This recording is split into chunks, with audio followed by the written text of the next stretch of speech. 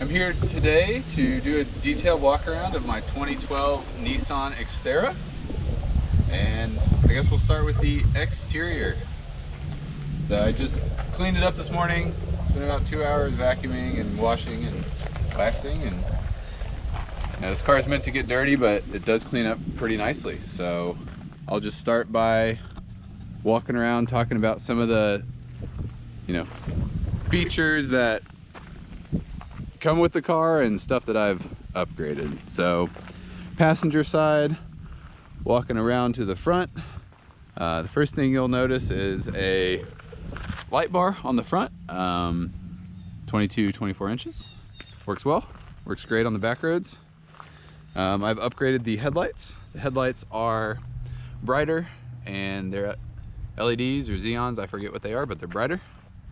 And then I do have about 33-inch KO2, BF Goodrich KO2s, all-terrains, mounted on all four wheels. These tires are brand spanking new. They probably have 3,000 miles on them at the time of filming. They'll go up as I continue to drive. I also have a 2-inch lift all the way around. So the front is the adjustable Bilstein 5150s, I believe. And in the back, it's the 2-inch out-of-leafs. I did have new brakes put on recently as well. Those have about 10,000 miles on them, and new brake rotors, new pads all the way around.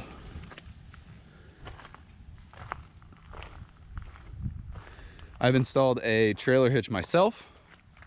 So this is just your Curt trailer hitch, and it comes with a D-ring. Well, I've added the D-ring for any kind of off-road recovery needed. You'll also see one of my additions are these recessed bumper lights, LEDs. So that's a click switch in the cab that we'll talk about later. And then we get onto the roof.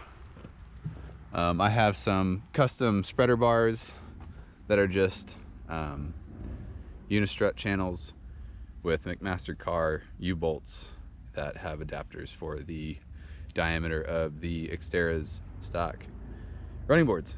So this is really handy because you can basically mount anything in here with a spring nut. So I'll put a shovel here. You can watch some of my other videos to see what I put up here. Everything is included in the sale because it's all custom built for the Xterra.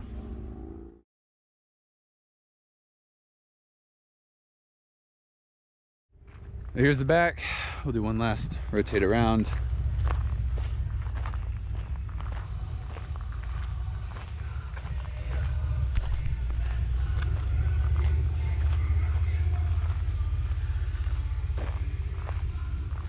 So now we're gonna go take a look at the interior.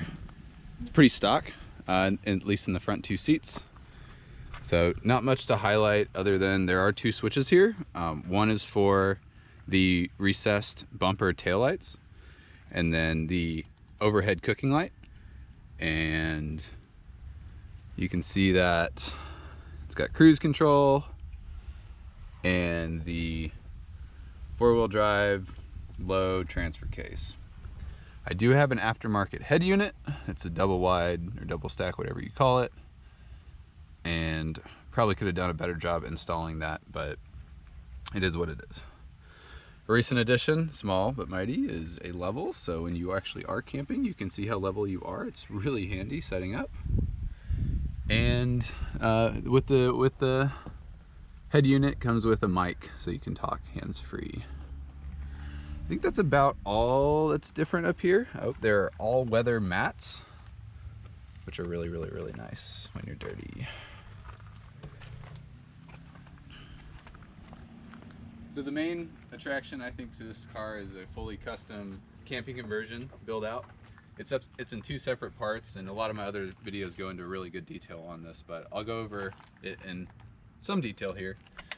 The main semi-permanent pieces is this back half of the structure, which has two drawers. One is a small slide, but then it also has a double slide for more like drinks and stuff when you're cooking or just camping. This is a surface that's there's storage in here. And then here's the bigger drawer, which has the same recessed aluminum channels that cutting boards can go on top of and take off, and you can use all of this for camp storage. We put a lot of our food, our propane, our cook stove in here, and there's a bigger cutting board that goes on here that comes with the vehicle. So it's all custom made. We absolutely love it. It makes getting into and out of camp super, super quick. Just push it back in, notch them down.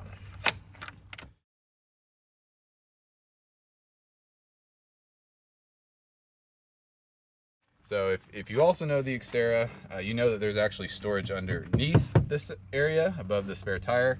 So one of the main design components was we had to keep that accessible. So just open up this top platform and at least one of the drawers, and you actually do have access to jumper cables or whatever, you know, stuff you need under there.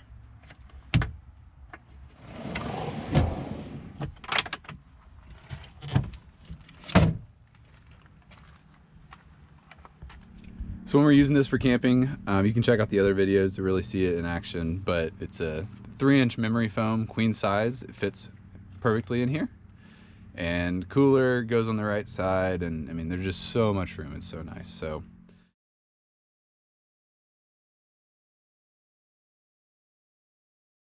this is the back view. You can see there's still a lot of storage on these side channels. Same over here. There's also a mag light holder right here. And as we walk to the front, this is where it comes into more of the suitcase storage area. So within here, you can just use these carabiners and latch on to the roof net. And within this area, there's a lot of space for your personal belongings. I mean, it's more than enough for a week camping with shoes and clothes and jackets. So it's, you know, I call it the size of a carry-on, but really it's bigger. And the same for the other side. So it's designed to use for 2 people, and Trish and I have loved it. One thing I forgot to mention while we were in the back is this roof net. So there's a roof net that's super handy for throwing stuff above the sleeping setup when you're sleeping in the back. So the trick to getting the full 80 inches of queen mattress length is to move your driver's seat and passenger seat forward and fold them forward. So move forward, fold them forward, and come back here, and these hinge up and lock into place. So get the other side too.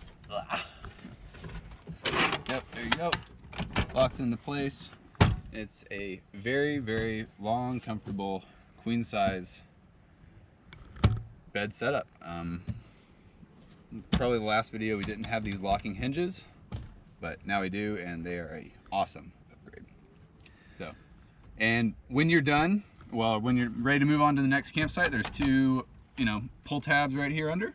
Click it, drops down, and it's as simple as putting your driver's seat back to the, you know, relative position you'd like to drive, and ready to roll. So there's probably some things I missed, like this LED strip that you can turn on for camping at night, or for cooking at night while you're camping.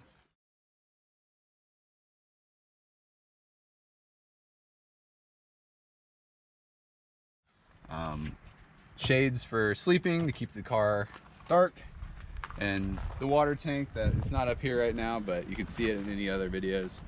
So let me know with any questions. Check out other videos if you really want to see it in action. Not perfectly clean, but, you know, dirty in Colorado or something. And you know, if this is the car for you, let me know and we'll talk more in detail.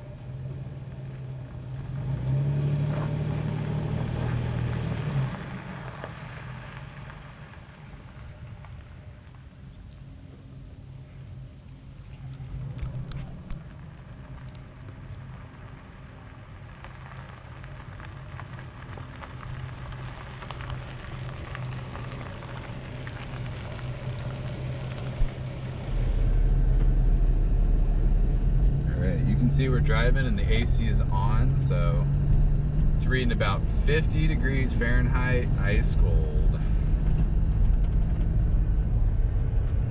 And we're rolling at highway speeds, going about 70 miles an hour. Nice and steady. And